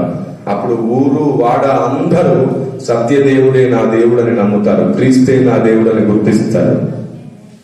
దేవుని కుటుంబానికి సహనం ఎక్కువ కావాలి, ఓపిక ఎక్కువ కావాలి. మనకి ఎలా ఉందో తెలుసా పరిస్థితి? యూదులాగే మనం ఆలోచిస్తాం. ఆ పేరెత్తకూడదు, ఈ పేరెత్తకూడదు, పొరపాటుగా ఆ పేరు తలుచుకోకూడదు. అది యూదులకు ఇవ్వబడిన నియమాలు ఉన్నాయి చూసారు, అవన్నీ ఇప్పుడు మనం ఫాలో అవుతున్నాం. అవును, ఒక ఆయన ఇలా చెప్పాడు, బిషప్ గారు, తమ్ముడు కిరణ్, అసలు ఆ దేవతల పేర్లు ఈ దేవతల పేర్లు అసలు ఎత్తలేకూడదు తమ్ముడు. మనం నువ్వు ఇంకా వాళ్ళ పుస్తకాలు చదివేస్తున్నావు, గ్రంథాలు చదివేస్తున్నావు, ఏంటిది? ఇన్ని తెలిసిన నువ్వు ఇలా చేయడం న్యాయమేనా అని అన్నాడు. ఆ బిషప్ గారే నాకు ఒకసారి డాక్టరేట్ ఇస్తానంటే నేను వద్దాను. నాకు ఇష్టం లేదు సార్, నాకు వద్దు. పాస్టర్స్ ఫెలోషిప్స్ అన్ని కలిసి గుంటూరు పిలిచాను, నేను మీకు డాక్టరేట్ ఇవ్వాలనుకుంటున్నాను అంటే, నాకు అదే ఉంది, ఇంకా టైం రాలేదు, నేను ఇంకా అంత గొప్పని కాలేదు, దానికి టైం ఉంది అని చెప్పి నేను ఆపేశాను. అప్పుడు ఆయన చెప్తున్నాడు ఆ మాట, నువ్వు అన్ని గ్రంథాల మీద నీకు ఒక అవగాహన ఉంది కానీ బైబిల్ మీద ఏమైనా అవగాహన ఉందా అన్నాడు. అదేంటంటే అంత మాట అన్నారు, చెప్పండి, ఏదైనా తెలియకపోతే నేర్చుకుంటాను. ఏ విషయం మాట్లాడుతున్నారంటే అప్పుడు చెప్పాడు, అసలు మనం వాళ్ళ దేవతల పేర్లే ఎత్తకూడదు, ఉచ్చరించకూడదు అని బైబిల్ చెప్తుంది. చూడు ఆ వచనం చూపించాడు. అవునండి నిజమే, మరి వాళ్ళ గ్రంథాలు చదివేస్తున్నాం అన్నాడు. అప్పుడు నేను అన్నాను, సార్ మీ తమ్ముడు పేరు, అదే మీ కజిన్ ఉన్నాడే, ఒకసారి మీరు పిలుచుకొచ్చారు మన దగ్గరికి, ఎవరు? ఆ నాగరాజా అన్నాడు. అతనే సార్. ఎన్నిసార్లు ఉచ్చరించుంటారు సార్ ఆ పేరు మీరు మీ చిన్నప్పటి నుంచి? బోల్డ్ అని సార్. మీరు మీటింగ్ పెట్టినప్పుడు అతనికి మీరు కన్వీనర్ గా ఉండడానికి చాలా చోట్ల అవకాశం ఇచ్చినప్పుడు ఎన్నిసార్లు పిలిచుంటారు సార్? ఇప్పుడు నాగరాజు అంటే ఎవరి పేరు సార్ అని అడిగారు. ఇప్పుడు అర్థమైందా? ఇప్పుడున్న వాళ్ళందరి పేర్లు దాదాపు 50% ఈ దేవి దేవతల పేర్లే ఉన్నాయి. లక్ష్మి అని పిలుస్తాం. ఇక్కడ ఎవరైనా ఉన్నారా? లక్ష్మి ఉన్నారా? అది ఇంకా మిమ్మల్ని పిలువనే కూడదు అనమాట ఈ లెక్క ప్రకారంగా. జ్యోతి అని ఉంది, పిలువనే కూడదు సార్ కదా. కొందరికి సరస్వతి అనే పేరు ఉంటుంది, పిలవద్దా సార్? ఇవన్నీ యూదుల పద్ధతి అండి, యూదుల విధానం అదంతా. ఇదంతా కూడా క్రైస్తవ్యంలోకి తెచ్చి పులిపేశారు. అంటే అవగాహన లేకుండా వచ్చినటువంటి పెద్దల బోధ అది. పెద్దల్ని మనం ఒకవైపు గౌరవిస్తూనే తప్పుగా వచ్చిన దాన్ని ఖచ్చితంగా మార్చుకోవాలి మనం. త్యాగస్థం అంటారు చూశారు, అలాగొచ్చింది అది. అధిక నీతి అధిక పరిశుద్ధత వల్ల వచ్చింది అది. మనం ఏది ఉచ్చరించినా మనకు అపవిత్రం కాదు. ఎందుకంటే నువ్వు దాన్ని పూజించడానికి ఉచ్చరిస్తున్నావా, ధ్యానించడానికి ఉచ్చరిస్తున్నావా, స్తుతించడానికి ఉచ్చరిస్తున్నావా, ఆరాధించడానికి ఉచ్చరిస్తున్నావా? ఇవేమీ కాదు కదా. మనం ఆ పేర్లు వీటి కోసం అసలు ఉచ్చరించాము. ఆరాధించడానికి స్తుతించడానికి మనం ఉచ్చరించే పేరేమిటి? యేసు కదా. త్రియేక దేవుని మనం ఉచ్చరిస్తాం. మరి మిగతా పేర్లు ఎందుకు ఉచ్చరిస్తాం? అవి ఉన్నాయి కాబట్టి, అవసరం కలుగుతుంది కాబట్టి, వారితో పని ఉంటుంది కాబట్టి ఉచ్చరిస్తున్నాం. అందులో ఆరాధన లేదు, స్తుతి లేదు. ఉచ్చరణ అనే ప్రస్తావనలో పలకడమే తప్పైతే ఇంకా ఈ భూమి మీద మనం బ్రతకడమే చాలా తప్పైపోతుంది. బ్రతకలేం భూమి మీద. మీరు చెప్పండి, ఎంతమంది మీరు ప్రసంగాల్లో శత్రుక మేషక అబేద్నెగోలను ప్రసంగం చేసి ఉంటారు? శత్రుక మేషక అబేద్నెగోలు ఎవరి పేర్లు? మరి ఎట్లా ఉచ్చరిస్తున్నారు? అవునా? కాబట్టి ఎందుకు ఏ ప్రస్తావనలో మనకు ఒక్కొక్కటి వర్తిస్తుంది, ఒక్కొక్కటి వర్తించదు. ఎప్పుడేది వర్తిస్తుందో ఎప్పుడేది వర్తించదో తెలుసుకొని ఉండడం దేవుని కుటుంబాలకు ఉండవలసిన జ్ఞానం. దేవుని కుటుంబానికి జ్ఞానం లేదనుకోండి, లోకానికి ఏం నేర్పిస్తుంది? కాబట్టి సంఘం అనే కుటుంబం సమాజాన్ని దేవుని కుటుంబంగా చేసుకోవడానికి విశాల హృదయం తెచ్చుకోవాలి. ఉచ్చరిస్తే మనకేం అవ్వదు. ఎందుకంటే లోకంలో ఉన్నవాడి కంటే మనలో ఉన్నవాడు గొప్పవాడు. ఇప్పుడు ఆయన లోపల నివాసం చేస్తున్నాడు. Praise the lord. ఏదైనా ఒక సబ్జెక్ట్ చెప్పాలంటే ఒక పేరు ఉచ్చరించాలి. ఏదైనా ఒక పని జరగాలంటే దానికి సంబంధించిన వాళ్ళని పిలవాలి, తప్పదు. కాబట్టి ప్రతిదాన్ని అంటుడు ముట్టుడుగా మార్చుకోకండి. నేను ఒక్కడి మాత్రం చెబుతున్నాను, ఎవరిలో అజ్ఞానం ఉంటుందో, ఎవరిలో అధిక నీతి ఉంటుందో, ఎవరిలో అధిక పరిశుద్ధత ఉంటుందో వారు బుద్ధి లేని కన్యకలైపోయే ప్రమాదం ఉంది. అవును, మూఢ నమ్మకం అంటారు కదా. అంటే అర్థం ఏమిటి? 1, 2, 3 నమ్మకమనా? కాదు, మూర్ఖ నమ్మకం, తెలివి తక్కువ నమ్మకం, మూఢ నమ్మకం అంటారు. ఒకటి చెప్పనా, మీరు ఏది నమ్ముతారో సాతాను అలాగే పనిచేస్తుంటాడు. ఒక పెద్ద ఆయన అన్నాడు, ఒకడు ఎలా ఆలోచిస్తాడో అలాగే బ్రతుకుతాడు అని. యోగు భక్తుడు అంటాడు, ఏది వచ్చునని నేను బహుగా భయపడితును, అది ఏ నా మీదికి వచ్చి ఉన్నది అని అంటాడు. కాబట్టి క్రైస్తవ సమాజము దేవుని కుటుంబమై బ్రతకాలి. క్రైస్తవ సమాజము దేవుని కుటుంబమై బ్రతకాలి. అందుకే నేను విష్ చేసే టైంలో క్రీస్తునందు నా సాటి దేవుని కుటుంబ ప్రజలారా అంటారు. మనమందరం దేవుని కుటుంబం. ఈ కుటుంబంలో దేవుని జ్ఞానం ఉండాలి. ఈ కుటుంబమే సమాజాన్ని దేవుని కుటుంబంగా మార్చాలి. ఈ కుటుంబమే దేవునికి ఆధారమైన కుటుంబం.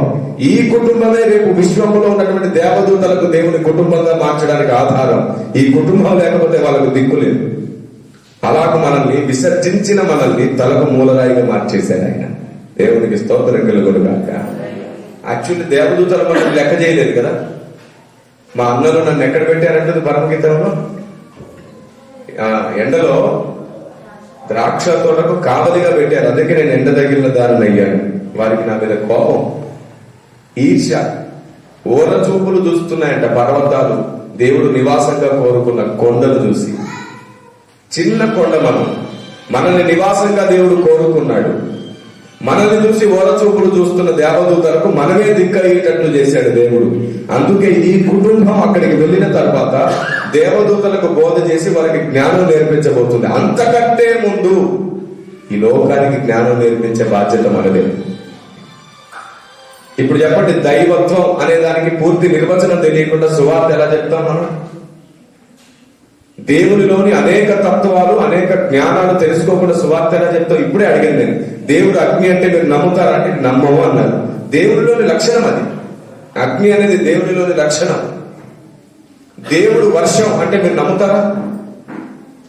ఆయన వర్షము వలె వస్తున్నాడని హోషేయ గ్రంథంలో. ఈ దేవునిలోని దైవత్వ లక్షణాలను తెలుసుకోకుండా సువార్త చేయలేదు. దేవుని కుటుంబానికి దేవుని గురించిన జ్ఞానం కావాలి. ఇర్మియా 9:24 చూడండి. ఎప్పుడు చూపించే వచనమే, ఇంకొకసారి సందర్భోచితంగా చూసుకుందాం. ఇర్మియా గ్రంథం 9:24. ఇక్కడ ఏమని రాయబడిందంటే, అతిశయించువాడు దేనిని బట్టి అతిశయించవలనగా భూమి మీద కృప చూపుచు నీతి న్యాయములు జరిగించుచున్న యెహోవాను నేనే అని గ్రహించి నన్ను పరిశీలనగా తెలుసుకొనుటను బట్టియే అతిశయింపవలెను, అట్టి వాటిలో ఆనందించువాడనని యెహోవా సెలవిస్తున్నాడు. ఆమేన్. ఆయన పరిశీలనగా తెలుసుకుంటే దేవుడు ఆనందిస్తున్నాడంట. ఈ కారణం చేత మనం దేవుణ్ణి తెలుసుకోకుండా సువార్త చేయలేము, దేవుణ్ణి అర్థం చేసుకోకుండా సంపూర్ణం కాలేము. ఇంకో మాట చెప్పాలంటే, దేవుడు మనకు అర్థం కాకుండా మనం దేవుని కుటుంబమే కాదు. దేవుడు మనకు అర్థం కాకపోతే మనం దేవుని కుటుంబం కాదు కాదు కాదు. మన యజమాని మనకు అర్థం కావాలి, ఆయన ఏం చేస్తున్నాడో మనకు అర్థం కావాలి. ఈ రోజు ఆయన ఎక్కడెక్కడ ఆధారాలు పెట్టాడో అందరినీ ఒకచోట కలపాలని ట్రై చేస్తున్నాడు కదా. ఏం చెప్పాడు? అందరి పొలిమేరలకైనా తడువులాడి కనుగొనే అవకాశం ఇచ్చాడా లేదా? ఇప్పుడు వాళ్ళందరికీ స్పృహ ఎవరు కలిగించాలి? వెళ్ళి మనమే. బాబు, మీరు ఏవైతే తడువులాడి తెలుసుకుంటున్నారో దాన్ని మేము ఆల్రెడీ తెలిసేసుకున్నాం. ఆ గుణగణాలు, నేను నమ్ముతున్న గుణగణాలు ఒక్కటే. పౌలు భక్తుడు ఏథెన్స్ పట్టణంలో చెప్పింది ఏమిటి? మీ పెద్దలు ఏం చెప్పారో అదే చెప్పడానికి వచ్చాను. అదిగో ఆయన లక్షణం ఇది, ఆయన హస్తకృత ఆలయంలో నివసించడు, ఆయన ఆత్మయై ఉన్నాడు. మొత్తం అన్ని లక్షణాలు పేర్చి పెట్టేశాడు. అక్కడ మూర్తి భవించిన ఒక రూపాన్ని చూపించాడు. అందులో అందరూ నమ్మలేదు, కొందరే నమ్మారు. మనమేమో అందరూ నమ్మాలనుకుంటాం. లేదు, అందరూ నమ్మాలి. ఎందుకంటే అందరికీ ప్రత్యక్షత కలిగిన మనస్సు ఉండదు, అందరూ గ్రహించగలిగే వారు ఉండరు. మనం ఎంత జ్ఞానంగా చెప్పినా, ఎంత మంచిగా చెప్పినా అందరికీ ఒకేలాంటి మనసు లేదు, అందరికీ ఒకేలాంటి బుద్ధి లేదు. అందరూ నమ్మాలని ఎప్పుడు అనుకోవద్దు. దేవుడు ఎవరిని దర్శిస్తున్నాడు, ఎవరికి ప్రత్యక్షత గల మనసు వస్తుందో వారు ఖచ్చితంగా సత్యం గుర్తిస్తారు, తెలుసుకుంటారు వారి సత్యాన్ని. రాయబడింది బైబిల్ గ్రంథంలో, ఆయన ఎవరిని కనికరిస్తారో వారు కనికరించబడతారు, అంతే. మనం అందరూ నమ్మాలనే తపనలో, అందరినీ తొందరగా రక్షణలోకి తేవాలనే తపనలో మన సొంత ప్రయత్నం చేస్తున్నాం. కాబట్టి ఈ రోజు నేతి లేని బీరకాయలు క్రైస్తవ్యంలో ఉన్నాయి. అందుకే అన్యజనులలో ఆయన నామం దూషింపబడుతుంది. ప్రత్యక్షత లేని ప్రజలు నోరు తెరిచి మాట్లాడకూడదు, స్పృహ లేని మనస్సు బోధ చేయకూడదు. దేవుని కూర్చిన జ్ఞానం లేనివాడు జ్ఞానం అడిగితే దేవుడు పైనుండి జ్ఞానం ఇస్తాడని రాయబడింది. జ్ఞానం ఎవరికైనా పొదువైన ఎడలా వాడు దేవుని అడగాలి, దేవుడు ఇస్తాడంట దానికి. ఈరోజు చూడండి సమాజం ఎలా ఉందో. తాము ఏ ఆచారాల్లో నిమగ్నమైపోయి ఉన్నారో అది తప్ప ఇంకోటి కరెక్ట్ కాదనే స్పృహలో ప్రతి మతం ఉంది, ప్రతి తెగ అలాగే ఉంది. క్రైస్తవ్యం కూడా అలాగే ఉంది. ఇలా చేస్తేనే క్రైస్తవ్యం అంటున్నారు. లేదు, నేను చెప్తున్నాను, క్రైస్తవ్యానికి ఒక ఆచారం, ఒక సాంప్రదాయం, ఒక పద్ధతి ఏమీ లేదు. క్రైస్తవ్యానికి ఉన్న పద్ధతి, ఆచార సాంప్రదాయం ఏమిటంటే, ఏది న్యాయమో దాన్ని జరిగించడం క్రైస్తవ ఆచారం, ఏది ప్రేమో దాన్ని జరిగించడం క్రైస్తవ సాంప్రదాయం, ఏది మాన్యమో ఏది శ్రేష్టమో దానిని స్థాపించడమే క్రైస్తవ ధ్యేయం. ఇదే మన ఆచారం, ఇదే మన సాంప్రదాయం. దేవుని దృష్టికి ఏది న్యాయం అది చేయడమే మన సాంప్రదాయం. ఏది ప్రేమో దాన్ని జరిగించడమే మన ఆచారం. ప్రేమ లేకుండా, న్యాయం లేకుండా మనం ఎన్ని చేసినా దేవుడు సంతోషపడే అవకాశమే లేదు. ఎందుకంటే ఆయన ప్రేమ అయి ఉన్నాడు, ఆయన సింహాసనం న్యాయం మీదే ఉంది కదా. నీతి న్యాయములు ఆయన సింహాసనానికి ఆధారం. అదే లేదనుకోండి, ఎక్కడి జీవితం? గతసారి వచ్చినప్పుడు నేను మీకు కుల కట్నాల గురించి చెప్పాను, నాకు జ్ఞాపకం ఉంది. మీరు చెప్పండి, కుల కట్నాలలో న్యాయం ఉందా? లేదు. కులపరమైన ఆచార సాంప్రదాయాలు ఇప్పటికీ పాటిస్తూ దేవుని సాంప్రదాయాన్ని గుర్తించలేకపోతున్నాను. పౌలు అదే అంటాడు, లోక మర్యాదను అనుసరించకండి, దైవ మర్యాదను అనుసరించి లోకంలోనికి దేవుని మర్యాదను తీసుకొని వెళ్ళండి అని. ఇప్పుడు మనం ఏం చేయాలి? లోక మర్యాదను పాటిస్తున్న వాళ్ళ మీరు తప్పు అంటే వాళ్ళు దేవుని గుర్తించరు, వారికి స్పృహ కలిగించాలి. ఏది తప్పో ఏది ఒప్పో వాళ్ళే గుర్తించాలి. మనం డిసైడ్ అవ్వకూడదు, మనం డిసైడ్ చేయకూడదు, వాళ్ళ ముందుకు తీసుకెళ్ళి. ఆలోచన చెప్పడమే దేవుని కుటుంబ లక్షణం, ఆవేశం కలిగించకూడదు. కానీ ఈ రోజుకి క్రైస్తవ సమాజం ఈ జ్ఞానం కలిగి ఉండలేకపోతుంది. అందుకే దేవుని కుటుంబం ఇక్కడే గెలవలేకపోతుంది. దేవుడు అన్నాడు, నేను జయించి నా తండ్రితో కూడా ఆయన సింహాసనం ముందు కూర్చున్నాను, మీరు జయిస్తే నా సింహాసనం మీకు ఇస్తాను. Praise the lord. సో ఇప్పుడు చాలా సింపుల్ ఇష్యూ. ఆయన ఉప్పుతో పోల్చుకోకుండా ఆహారంతో పోల్చుకున్నాడు. ఇప్పుడు ఈ ఆహారం భూమి మీద అందరికి అవసరమా లేదా? ఇప్పుడు అది ఆహారం రుచిగా లేదు, ఆ ఆహారం వాళ్ళకు రుచించట్లేదు, ఇది ఆహారంగానే వాళ్ళకు కనబడట్లేదు. ఇప్పుడు ఇది రుచిగా కనబడేటట్లు చెయ్యాలి. ఎవరి బాధ్యత? ఉప్పుగా పిలువబడిన మన బాధ్యత. ఎప్పుడైతే ఉప్పు దాని మీద కరెక్ట్ గా పడుతుందో స్మెల్ అలా వాసన వ్యాపిస్తుంది కదా. మనల్ని పరిమళ వాసనగా కూడా ఆయన పోల్చాడు. ఆయనను మనం అనేకులకు రుచిగా అందించడానికి మనం భక్తి చెయ్యాలి. చేదుగా అందిస్తున్నాం, మనం చేదుగా అందిస్తున్నాం. ఈ మాట అన్నాను ఒకసారి ఒక పాస్టర్స్ ఫెలోషిప్ లో. మొత్తం అయిపోయిన తర్వాత ఒక సిస్టర్ నా దగ్గరకు వచ్చి కూర్చొని ఫోన్ చేస్తూ, అన్న చేదు అందిస్తున్నావు అన్నారు, చేదు కూడా ఆరోగ్యానికి మంచిదే కదా అనింది. అవును కదమ్మా, ఒక్క నిమిషం ఆగు అని చెప్పి పాస్టర్ గారిని పిలిచాను. అయ్యా, మీ ఇంట్లో 4 కాకరకాయలు ఉన్నాయి కదా, త్వరగా తీసుకురండి. ఎందుకు అయ్యారన్న? తీసుకురండి, నేను చెప్తాను. గబగబా పరిగెత్తుకెళ్ళి 4 కాకరకాయలు తెచ్చాను. అమ్మ, ఒక్కసారి మీ ప్లేట్ ఇవ్వండి. ప్లేట్ ఇస్తాను, పక్కన పెట్టేసి, ఈ 4 కాకరకాయలు తినము, ఆరోగ్యానికి మంచిది అని ఇచ్చాను. ఎలా తింటాను అయ్యారు? ఒక ముక్క తింటాను, 2 ముక్కలు తింటాను, మొత్తం ఎలా తింటాను కదా. చేదు తినగలమా? దేనికి తింటాం మనం చేదు?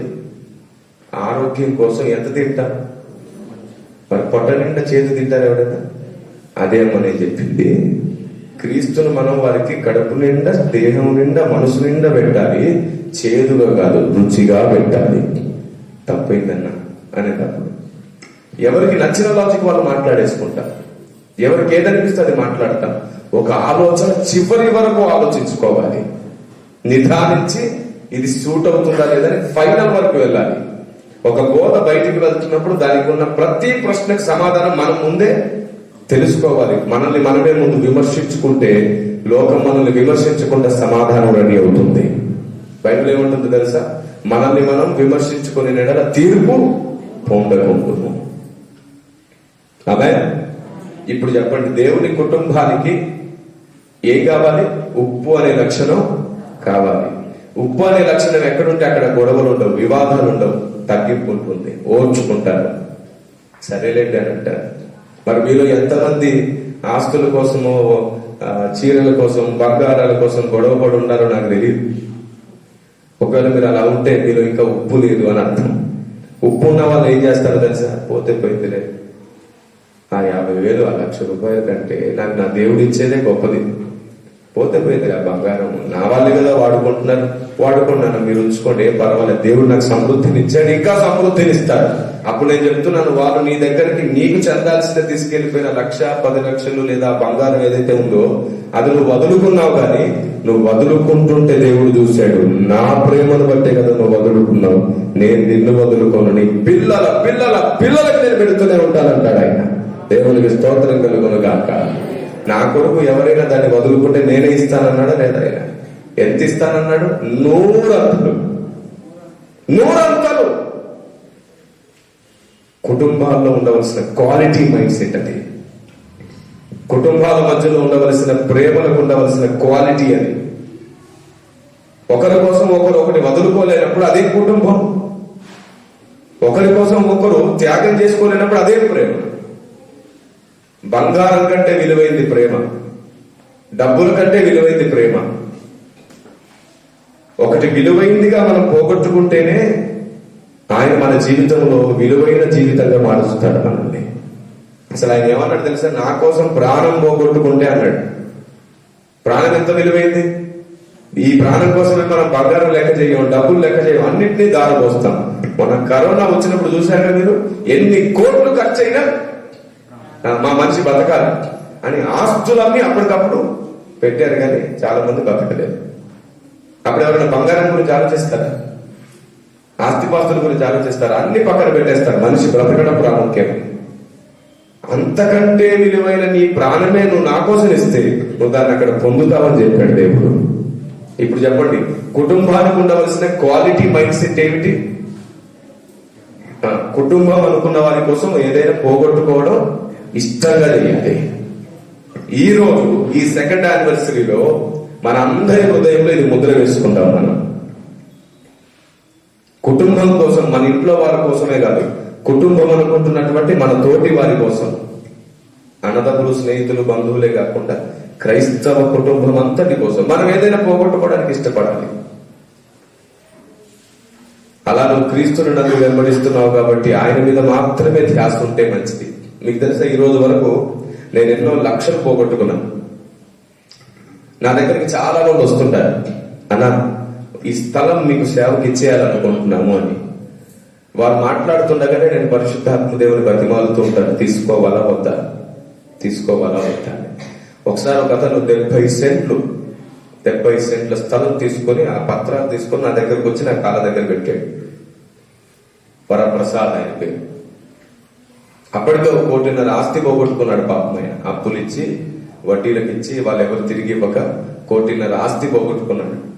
వాక్యం విని విని విని ఆయనకి ఏమనిపించిందో తెలియదు. ఇంతకంటే దేవుని పరిచయం కోసం నేను ఏం చేయగలుగుతాను, నా దగ్గర ఉన్నది ఇదిగో ఇస్తున్నాను అని చెప్పి ఆయన దగ్గర ఉన్న 4 స్థలాల్లో ఒక స్థలం తీసుకొచ్చి నా ముందు పెట్టాడు. నేనేం చేస్తాను, ఏ నిర్ణయం తీసుకుంటానని వైపు ట్రైనింగ్ అవుతున్న పిల్లలు ఉన్నారు, వెనకాల నా కుటుంబం ఉంది. తీసుకుంటాడా తీసుకోడా, అందరు తీసుకుంటే బాగుండు అనుకుంటున్నాను. నేను ఆయన సాయంత్రం వరకు బతిమాలాడినాను. ఆయన కోళ్ళ ఫారం ఉంది, ఒక నాటుకోడి కూడా తెచ్చాడు అదే రోజు. దాన్ని వండి భోజనానికి మేమందరం కూర్చొని తిని మళ్ళా సాయంత్రం కూడా చపాతీతో 4 ముక్కలు తిని వెళ్ళాడు ఆయన. అంటే అంతసేపు బతిమాలుతానే ఉన్నాడు ఆయన తీసుకోమని. నేను ఒక్కటే అన్నాను, బాబు నాకు ఈ స్థలంతో పని లేదు, నువ్వు ముందు వాక్యం బాగా నేర్చుకో, దేవుని సన్నిధిలో నువ్వు సరిగ్గా ఎదుగు, అప్పుడు నేనే వచ్చి నీ స్థలంలో దేవుని కొరకు పని చేస్తాను అని. 70 సెంట్ల స్థలం నేను వద్దన్నాను. ఒకసారి ఒక ఆయన 40 సెంట్ల స్థలం, మొన్న ఒక ఆయన 10 గ్రాముల బంగారం. ఎవరెన్ని రకాలుగా తెచ్చిచ్చినా సరే కొన్నిసార్లు నేను దాన్ని వద్దనుకుంటున్నాను, నాకొద్దు. కొందరు ఇస్తున్నారు, తీసేసుకుంటున్నాను. దేవుడు చెప్తున్నాడు తీసుకోవే దగ్గర నుంచి, పర్వాలేదు. కొందరి దగ్గర నుంచి వద్దనుకున్నాను నేను. నా దగ్గర ఉండే పిల్లలే మీరు చూస్తున్నారు కదా, వాళ్ళ ముందే చెప్తున్నాను.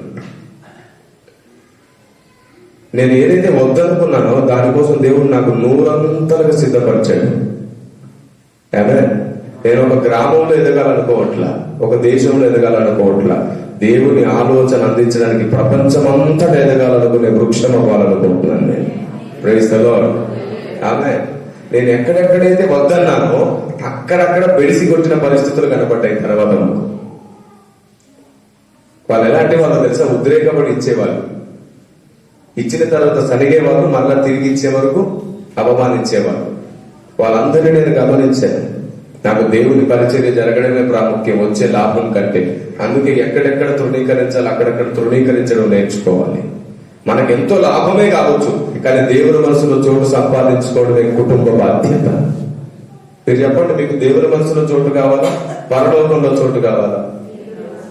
అంతే కదా. పరలోకంలో చోటు కోరుకున్నారంటే నష్టపోయినట్టే. ఎందుకంటే పరలోకంలో చోటు కోరుకుంటే ఏదో మూలన దొరుకుతుంది, కానీ దేవుని మనసులో చోటు కోరుకోండి, ఆయన సింహాసనంలో చోటు దొరుకుతుంది. దేవునికి మహిమ కలుగును గాక. ఈ కారణం చేత ఈ చివరి దినాల్లో సంఘం లోకానికి ఉప్పై ఉంది, దేవుని కుటుంబం లోకానికి ఉప్పై ఉంది. ముందు మీ కుటుంబానికి, మీ అన్నదమ్ములకు, మీ బంధుమిత్రులకు మీరు ఉప్పులాగా ప్రవర్తించండి. చిన్న చిన్న వాటి కోసం గొడవలు పడకండి. వాళ్ళు ఇచ్చే మర్యాదలు ఏమైనా తగ్గితే గొడవలు పడకండి. బంగారం వారు అప్పకాలంలో బంగారం వాళ్ళు ఎక్కువ తీసుకున్నా, డబ్బులు ఎక్కువ తీసుకున్నా పోనివ్వండి. ప్రేమగా చెప్పండి, నేను రక్షకుడైన యేసుని నమ్ముకున్నాను, పర్వాలేదు, నువ్వు అనుభవించిన ఒకటే, నేను అనుభవించిన ఒకటే అని చెప్పండి. అక్కడే వాళ్ళకి ఆలోచన వస్తుంది, ఇలా ధనాన్ని వదులుకున్నాడేంటి, కాబట్టి ఏదో ఉంది, వీళ్ళ దేవునిలో ఏదో ఉంది. ధనాన్ని వదులుకునేంత ప్రేమ ఉంది అంటే ఇది ఖచ్చితంగా దేవుని లక్షణమే అని. ఒకరోజు కాకపోయినా ఒకరోజు వారి మీ దగ్గరకు వస్తారు. వారి కన్నీళ్లలో మరలా నువ్వే గుర్తుకొస్తావు, వారికి వచ్చే సమస్యల్లో మరలా నువ్వే గుర్తుకొస్తావు. ఆ రోజు నీ నోరు వారికి సువార్త పూర శబ్దమవుతుంది. ఆ రోజు నీ నోటి నుండి దేవుడు వారితో మాట్లాడతాడు. ఆమె కొన్నింటిని పోగొట్టుకోవడానికి ఇష్టపడేవాడు ఉప్పు, దేవుని కొరకు ఎంతైనా నష్టాన్ని భరించగలిగేవాడు ఉప్పు, ఓర్చుకొని సువార్త చెప్పేవాడు ఉప్పు. దేవుణ్ణి రుచిగా అర్థమయ్యేటట్లు చేసేవాడు ఉప్పు. నువ్వు తప్పు నేనే రైట్ అనేవాడు ఉప్పుగా. మనం అందరం కూడా సత్యంలోనికి వెళ్దాం రండి అని తీసుకొని పోయేవాడు ఉప్పు. కాబట్టి మీ బంధువులు, మీ అన్నదమ్ములు, మీ స్నేహితులు, మీ మిత్రుల దగ్గర మీరు ఉప్పులాగా ప్రవర్తించండి. అలాగే సమాజానికి కూడా మనం ఉప్పులాగా ఉంటాం. దేవుని కుటుంబానికి దేవుని గురించిన జ్ఞానం లేకపోతే అది కుటుంబమే కాదు. మీరు చెప్పండి, 10 మంది కన్యకలు 5 విడవబడ్డారు కదా, ఆ 5 కూడా దేవుని కుటుంబమే కదా. ఆ 5 కూడా బాప్తిసం తీసుకున్నారు కదా. ఆ 5 కూడా దేవుని కొరకు ప్రాణప్రియుడైన యేసు కోసం ఎదురు చూస్తున్నారు కదా. ఎందుకు విడవబడ్డారు? ఆయన కూర్చిన జ్ఞానం లేదు, అందుకు విడవబడ్డారు. కానీ ఇక్కడున్న కుటుంబం అలా ఉండడానికి వీల్లేదు. మీరు దేవుని కూర్చిన జ్ఞానంతో నింపబడాలి. మీ అందరి హృదయంలో పరిశుద్ధాత్మ దేవుడు వేస్తున్న ముద్రను మీరు స్థిరపరచుకోండి, అది మీలో భద్రపరచుకోండి. మనం ఉప్పు, ఆయనేమో ఆహారం. లోకానికి మనం ఆయన్ని రుచిగా అందించే బాధ్యత మన మీదే ఉంది. మనం ఉప్పుగా ఉండాలంటే కొన్నిటిని నష్టపోవాలి, కొన్నిసార్లు వెనకడుగు వేయడానికి ఇష్టపడాలి, కొన్నిసార్లు తలవంచడానికి ఇష్టపడాలి. ఎందుకంటే మనం యూదులం కాదు, క్రైస్తవులం. బలహీనులకు బలహీనుడై కొన్నిసార్లు ఏం చేశాడు? శిష్యులకు సున్నతి వద్దని చెప్పిన వాడి తల వంచి సున్నతి ఇప్పించి వారికి సువార్త చెప్పి తలెత్తుకున్నాడు. దేవునికి స్తోత్రం కలుగును గాక. ఆత్మలను రక్షించడమే నిజమైన అతిశయం. అప్పుడు మనం తలెత్తుకోవాలి. యూదులు అలా చేయరు, కానీ పౌలు అలా చేశాడు. ఎందుకంటే పౌలుకు క్రీస్తు అర్థమయ్యాడు, యూదులకు క్రీస్తు అర్థం కాలేదు. మరి ఈరోజు దేవుడి కుటుంబమైన మనకు క్రీస్తు అర్థమైతే పౌలు ఆత్మాభిషేకం మన తలల మీద ఉండును గాక, మన కుటుంబం మీద ఉండును గాక. సమాజాన్ని ఉప్పుతో నింపుదాం, వెలుగుతో నింపుదాం. సమాజాన్ని సమన్వయతతో నింపుదాం. సమాజాన్ని దేవుని ఉద్దేశాలతో, జ్ఞానంతో నింపుదాం. మనం క్రైస్తవ కుటుంబాలను జ్ఞానంతో నింపితే, క్రైస్తవ సంఘాలను జ్ఞానంతో నింపితే లోకంలో క్రైస్తవం పైన ఉన్న నింద పోతుంది. అప్పుడు సువార్త త్వరగా వ్యాపిస్తుంది. మనల్ని మనమే కట్టుకోవద్దు, దేవుని ఇంటిని కూడా మనం కట్టుకుందాం. సంఘాలన్నీ దేవునిలే, క్రైస్తవ్యం అంతా దేవుని కుటుంబమే. మనమందరం దేవుని జ్ఞానంతో నింపబడిన కుటుంబమై క్రైస్తవ సంఘాలన్నిటినీ ఆయన కుటుంబాలుగా మారిస్తే ఒక్కసారి ఊహించండి, ఫ్యామిలీ ఆఫ్ గాడ్ పరలోక రాజ్యానికి చేరుకుంటే దేవుడు ఎంత మురిసిపోయి మిమ్మల్ని హత్తుకుంటాడో ఒకసారి ఊహించండి. భూమి మీద నా సంఘాలన్నిటినీ నా కుటుంబంగా మార్చిన మీరు నా సొంతానికి నా వారసులు, నా ప్రాణేశ్వరి, నా ప్రియురాలు అని దేవుడు పిలుచుకుంటాడు. మనం అలా వీధిలోనికి రాగానే, గుమ్మంలోనికి రాగానే, పరలోక గదిలోనికి రాగానే ఆయన సింహాసనం నుంచి లేచొచ్చి మనల్ని ఎదుర్కొని ముద్దాడుతాడు. దేవునికి స్తోత్రం కలుగును గాక. ఆమేన్. అలాంటి ఒక అద్భుతమైన రోజు మన బ్రతుకుల్లో రావాలి. అందుకే బ్రతకాలి మనం. నేను మాత్రం అందుకే బ్రతుకుతున్నాను. రేపు పరలోక రాజ్యంలో అడుగుపెట్టిన వెంటనే ఆయన ఎవరి కోసం లేచినా లేకపోయినా నా కోసం మాత్రం లేచి రావాలి. ఖచ్చితంగా లేచి తప్పైన కుమారుడు దొరికితే తండ్రి పరిగెత్తుకొచ్చినట్టుగా ఆయన ఖచ్చితంగా నా కోసం పరిగెత్తుకుంటూ రావాలి. వచ్చి హత్తుకొని ముద్దాడితే దేవదూతలు అందరూ ఆశ్చర్యపోవాలి. ఇది ఎట్లా? ఎవరి కోసం సింహాసనం మీద నుంచి లేవలియనా ఇతని కోసం లేచాడు, ఇతను ఎవరు అసలు అని మొత్తం విశ్వం అందరి దృష్టి నా మీదకే రావాలి. నేను ఈ లోకంలో కదా, ఆ లోకంలో సెలబ్రిటీని అవ్వాల్సిందే. నేను అందరి దృష్టిలో గొప్పగా కనబడాల్సిందే. పరలోక రాజ్యంలో నేను ఏది పోగొట్టుకుని అక్కడ నాకు ప్రతి బహుమతి విలువైనది. ఇక్కడ మొత్తాన్ని పోగొట్టుకుంటాను, కానీ అక్కడ ఒక్క పిన్నిస్ కూడా పోగొట్టుకోను. అక్కడికి వచ్చే గౌరవాలు, మర్యాదలు, కిరీటాలు అన్ని నాకు కావాలి. దానికోసం ఈ భూమి మీద ఎంత నష్టపోవడానికైనా నేను ఇష్టమే. ఇది పౌలు తీర్మానం. అందుకే అంటాడు కదా, ఆయన జ్ఞానం కొరకు నేను సమస్తమును నష్టముగా ఎంచుకున్నాను. ఈ లోకంలో అన్ని సంపాదించొద్దు, ఆ లోకంలో అన్ని సంపాదించుకుందాం. ఆ లోకంలో ఏది విడిచిపెట్టద్దు, ఏది విడిచిపెట్టినా కొంచెం మహిమ తగ్గింది. అక్కడ అన్నిటినీ సంపాదించుకుందాం, మన మహిమ పెరుగుతూనే ఉంటుంది. యుగ యుగాలు దేవదూతలు మన ముందు తల పంచుకుంటారు, మనం నేర్పిస్తూ ఉంటాం వారికి. ఆ స్థితికి మీరు నేను మనం వస్తుముగాక. అలాంటి కుటుంబ నిర్మాణం దేవుడు జరిగించునుగాక. సో ఫ్యామిలీ ఆఫ్ గాడ్, మీరు ఎప్పుడైతే ఆ పేరు పెట్టుకున్నారో మీ మీద బాధ్యత పెరిగింది. మీరు ఎప్పుడైతే ఆ పేరు పెట్టుకున్నారో మీ మీద కర్తవ్య నిర్వహణ పెరిగింది. ఇప్పుడు మీరు ఉప్పులాగా మారాలి. ఉప్పులాగా మారి వెలుగై ఉన్న ఆయనని మీలో చేర్చుకుంటే ఆ అగ్ని అయిన వారి వలన మీకు సారము కలుగుతుంది, ప్రత్యక్షత వలన మీకు సారము కలుగుతుంది. మీరు అనేక సంఘాలకు వెలుగు అవ్వాలి, లోకానికి సంఘాలన్నీ కలిసి ఉప్పు అవ్వాలి. అప్పుడు క్రీస్తు అందరికి రుచిస్తాడు, అర్థమవుతాడు. ప్రభువు రెండో రాకడ ఈ భూమి మీదకి రాకముందే వీలైనంత ఎక్కువ మందిని దేవుని కుటుంబంగా మార్చుకుందాం. దాన్ని ప్రార్థన చేసుకుందాం. అందరం కలిసి దేవుని పాదాలు పట్టుకుందాం. ప్రార్థన చేసుకుందాం. అందరం కలిసి దేవుని పాదాలు పట్టుకుందాం. ప్రార్థన.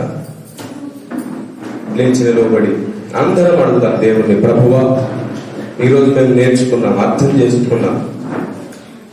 వేటి వేటి విషయంలో మేము తగ్గించుకోవాలో అర్థం చేసుకున్నాం. వేటి విషయంలో మేము ఉప్పులాగా మారాలో అర్థం చేసుకున్నాం.